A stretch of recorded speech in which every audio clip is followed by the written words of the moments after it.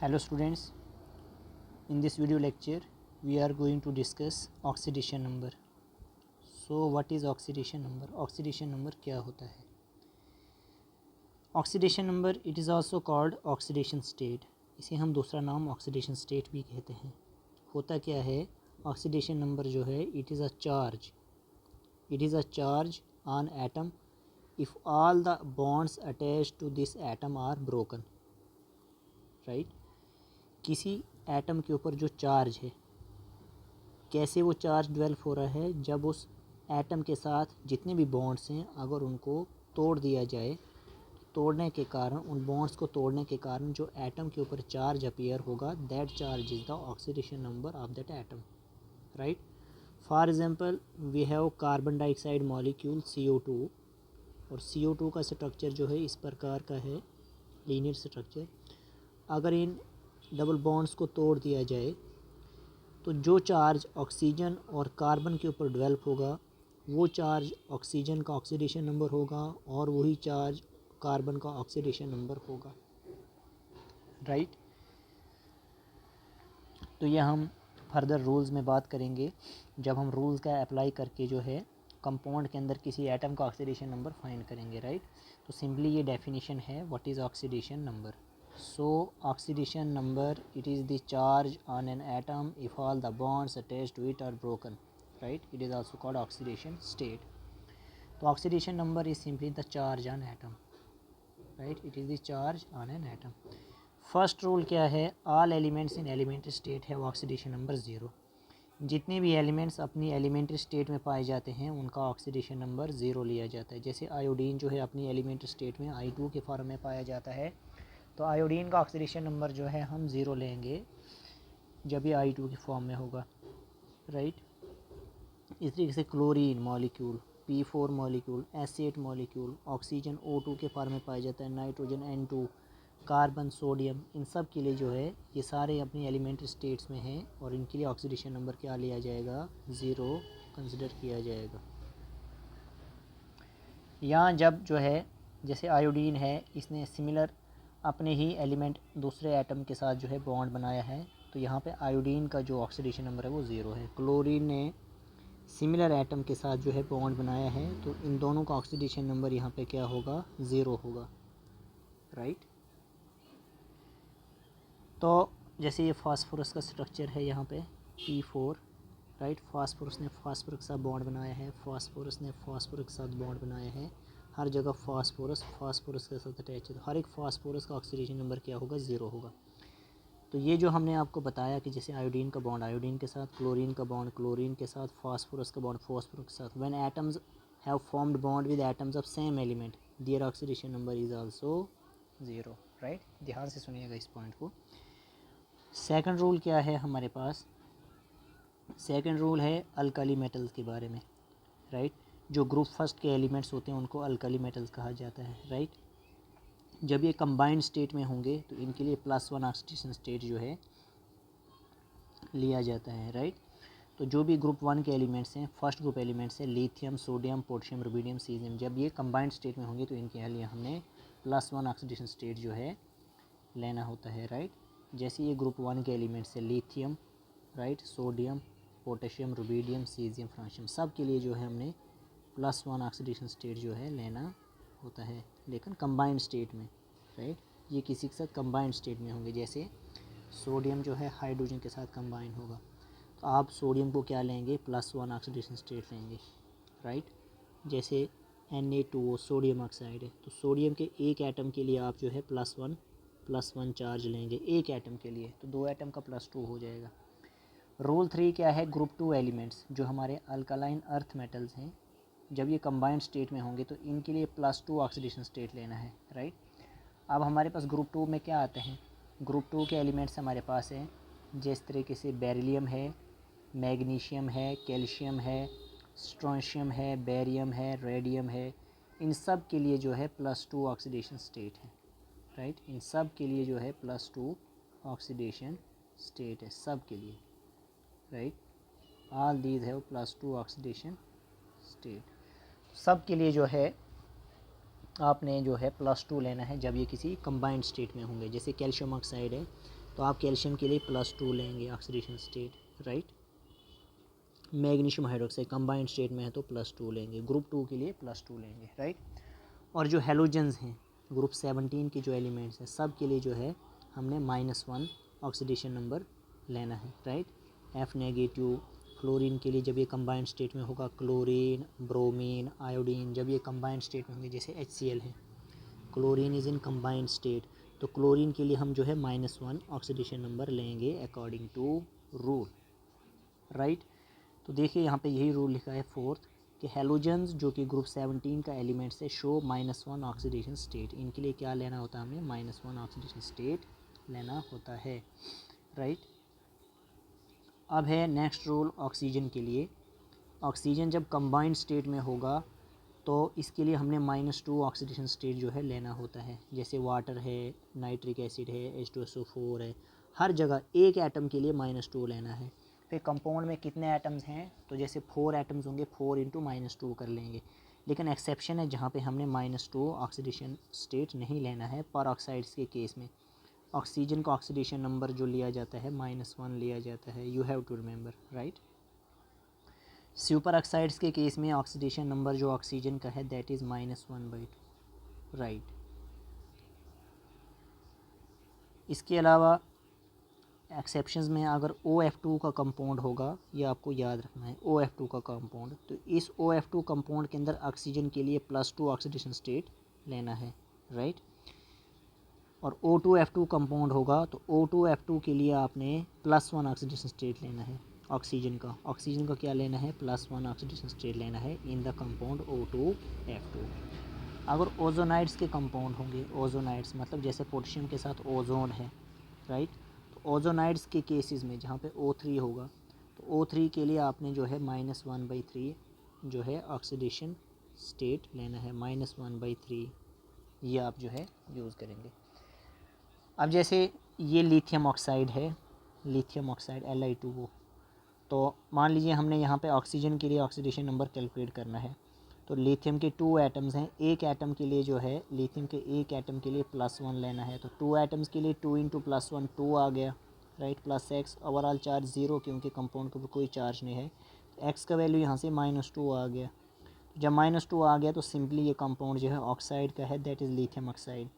अब जैसे ये हमने यहाँ पे सोडियम ऑक्साइड लिखा है Na2O2, इसको सोडियम पर ऑक्साइड बोलते हैं। क्यों बोलते हैं सोडियम पर ऑक्साइड इसको, क्योंकि जब हम सोडियम पर ऑक्साइड का ऑक्सीडेशन स्टेट कैलकुलेट करते हैं यहाँ पे ऑक्सीजन के लिए तो वो हमारे पास -1 आता है, राइट। जैसे एक सोडियम एटम के लिए ऑक्सीडेशन स्टेट जो है वो +1 है, तो 2 एटम्स के लिए जो है +2 हो जाएगा, राइट।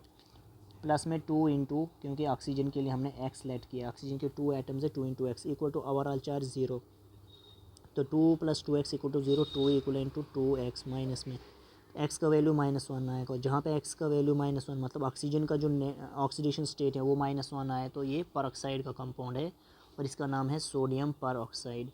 ये है KO2, राइट। इसको हम बोलते हैं पोटेशियम सुपर ऑक्साइड। क्यों कहते हैं, क्योंकि जब इस ऑक्सीजन के एक एटम का ऑक्सीडेशन स्टेट कैलकुलेट किया जाए तो वो -½ आता है हमारे पास, राइट। जैसे पोटेशियम के लिए +1 प्लस ऑक्सीजन के 2 एटम्स हैं तो 2x = 0, 2x = -1, x = -1/2 यहाँ से वैल्यू आ गई, राइट। तो ये आपने याद रखना है। इसी तरीके से हमने यहाँ पे जैसे ये रुबीडियम ऑक्साइड का बताया है, राइट, तो यहाँ पे -½ आ रहा है तो ये सुपर ऑक्साइड है, so this is rubidium super oxide, rubidium super oxide. Oxygen का जो ऑक्सीडेशन नंबर -2 आया है दिस इज़ सिंपली ऑक्साइड और इसका नाम होगा कैल्शियम ऑक्साइड। क्या नाम है इसका, कैल्शियम ऑक्साइड।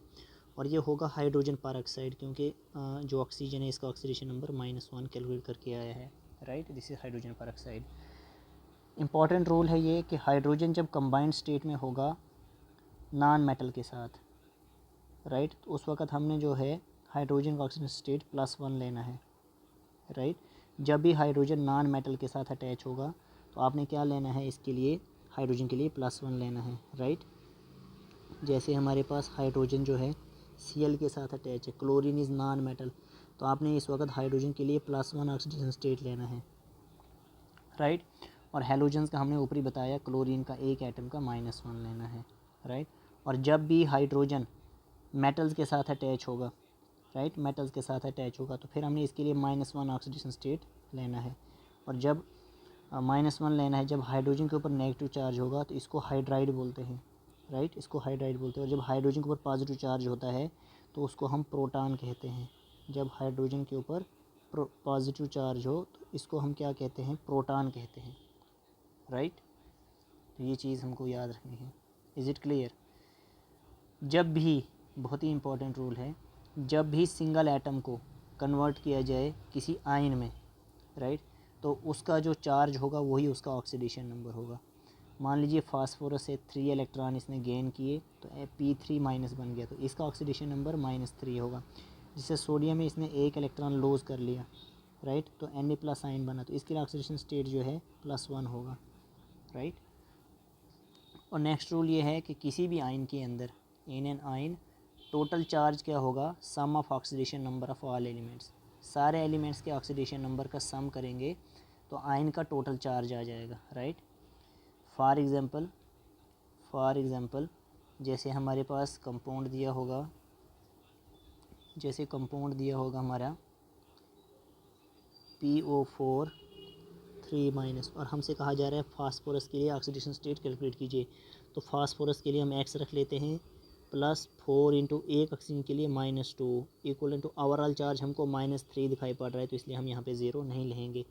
तो x - 8 equal to -3, x equal to -3 + 8, यहाँ पे x का वैल्यू जो है वो +5 आ जाएगा, राइट, +5 आ जाएगा। तो इस तरीके से ये मीनिंग इसका कि कोई भी आयन है वहाँ पे जो टोटल चार्ज है वो किसके इक्वल करना आपने, sum of oxidation number of all elements, सारे एलिमेंट्स का ऑक्सीडेशन नंबर का sum equal to that charge. तो वहाँ से ऑक्सीडेशन नंबर आप उस तरीके से कैलकुलेट करेंगे, राइट। जैसे PO4 3- हमने एग्जांपल आपको यहाँ पे समझाया। Is it clear? अब ये स्पीशीज़ आपने यहाँ पे याद रखनी है। अगर स्पीशीज़ इस तरह के हैं जैसे F-, Cl-, Br-, I-, इसको बोलते हैं हैलाइड आयन जनरल में, राइट, इसको हैलाइड आयन बोलते हैं। तो जैसे ये फ्लोराइड आयन हुआ, ये क्लोराइड आयन, ये ब्रोमाइड आयन, ये आयोडाइड आयन, इन सब के लिए जो है ऑक्सीडेशन नंबर -1। Cn- होता है साइनाइड आयन, इसके लिए भी आपने -1 लेना ऑक्सीडेशन नंबर, जितना नेगेटिव चार्ज अपीयर है। इसको कहते हैं कार्बोनेट आयन। तो कार्बोनेट आयन के लिए आपने जो ऑक्सीडेशन नंबर लेना है दैट इज़ -2। इसको कहते हैं सल्फेट आयन। तो सल्फेट आयन के लिए ऑक्सीडेशन नंबर जो लेंगे that is -2। This is phosphate ion, PO4 3- phosphate ion. Phosphate ion के लिए हम जो है -3 लेंगे। NO3- that is nitrite ion, इसके लिए हम जो है ऑक्सीडेशन नंबर -1 लेंगे। This is sulphide ion. तो सल्फाइड आयन के लिए जैसे ऑक्सीजन के लिए जो है -2, ऐसे सल्फाइड के लिए भी -2 याद रखिएगा।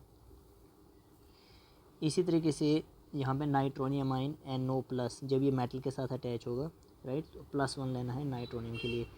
ये जो है कार्बोनिल कहते हैं इसको, कार्बोनिल, तो ये न्यूट्रल है, इसके लिए 0 लेना है। वाटर के लिए भी 0 लेना है, वाटर को हम एक्वा कहते हैं, राइट। और ये एमीन है, अमोनिया, तो इसके लिए भी 0 लेना है, राइट। ये याद रखना, ये तीनों न्यूट्रल है, इनके लिए 0 लेना है हमने, राइट। अब जैसे मान लीजिए हमारे पास कंपाउंड है H2SO4, हमें कहा है कि आप यहाँ पे सल्फ़र का ऑक्सीडेशन नंबर कैलकुलेट कीजिए। तो जिसका कैलकुलेट करना है उसको X मान लीजिए। हाइड्रोजन के लिए अभी हमने रूल में पढ़ा था कि हाइड्रोजन के लिए हमने +1 लेना है जब ये नॉन मेटल के साथ अटैच है। तो हाइड्रोजन जो है सल्फ़र के साथ अटैच है, तो 2 एटम्स हैं, तो 2 × में +1 प्लस सल्फ़र के लिए X प्लस 4 × में ऑक्सीजन के एक एटम का -2। ओवरऑल चार्ज कुछ नहीं है, हम 0 लिखेंगे। ये आ गया 2 + X - 8 = 0। तो ये -8 + 2 -6 हो गया। X - 6 = 0, X = +6। यहाँ पे सल्फ़र का जो चार्ज आया दैट इज़ +6।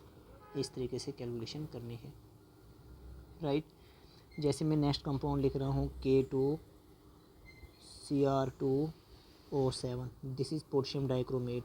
अगर हमें यहाँ पे क्रोमियम के लिए पूछा जाए तो क्रोमियम के एक एटम के लिए X, 2 एटम्स के लिए 2X हम लेट कर लेंगे। तो हमने रूल में पढ़ा है कि ग्रुप 1 का एलिमेंट है पोटेशियम, इसके लिए एक एटम का +1 चार्ज होता है। तो 2 एटम्स के लिए हो जाएगा 2 इंटू में +1, प्लस क्रोमियम 2 है तो ये 2x लिख दिया, +7 इंटू एक ऑक्सीजन के लिए -2 इक्वल टू ओवरऑल चार्ज 0। 2 1 और 2 प्लस में 2x -14 इक्वल टू 0। 14 में से 2 सब्ट्रैक्ट करेंगे -12 आएगा। 2x -12 इक्वल इंटू 0, यहाँ से 2x equal into 12, right, which implies यहाँ से x का वैल्यू 12/2 जो कि +6 आ जाएगा। इस तरीके से ऑक्सीडेशन स्टेट हो, ये क्रोमियम के एक एटम का ऑक्सीडेशन स्टेट कैलकुलेट किया हमने, राइट। तो इस तरीके से जो है ऑक्सीडेशन नंबर को कैलकुलेट किया जाता है इन रूल्स का अप्लाई करते हुए। तो इस वीडियो लेक्चर में हम यहीं पे स्टॉप करते हैं। Okay, thank you.